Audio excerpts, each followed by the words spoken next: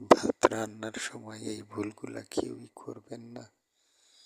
Fan উতলায় আসলে অনেকেই ঢাকনা নামায় রাখে, কেউ আলগা করে দেয়, কেউ নামায় না। এতে ফ্যান উতলায় চারপাশ দিয়ে পরিবেশটা নষ্ট হবে, রাইস কুকারটা খুব দ্রুত নষ্ট হয়ে যাবে, রান্নায় বিভিন্ন সমস্যা দেখা দেবে।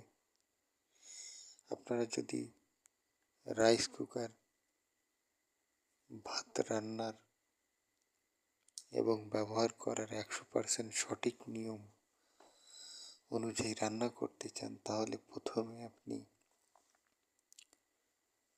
চাউল পানি মেজারিং করে দেওয়ার পরে যেটা স্টিম আছে, যেটায় ভর্তা করা হয়, সেই ভর্তা নেট অথবা স্টিম যে ভর্তা জালিটা, আপনি ভর্তা দেন আর না দেন ওইটা দেওয়া লাগবে। তারপরে আপনি ঢাকনা ব্যবহার করবেন।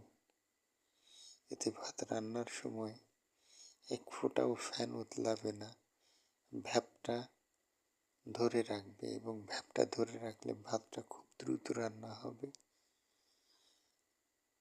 আর কোথা দিয়েও ফ্যানটা আপনার উতলাবে না, এক ফোঁটাও ফ্যান পড়বে না। রাইস কুকারটা আপনার দীর্ঘদিন ভালো থাকবে, আপনার রান্নাটা খুব সুন্দর হবে, ভাতটা সব দিক দিয়ে সমানভাবে কোমল হবে, ঝরঝরে হবে। এবং আপনি এই টিপসটা ফলো করলে আপনার ভাতটা অনেক ভালো রান্না হবে। আপনি এই টিপসটা ফলো করে যদি আপনার ভালো লাগে তাহলে ফলো করবেন।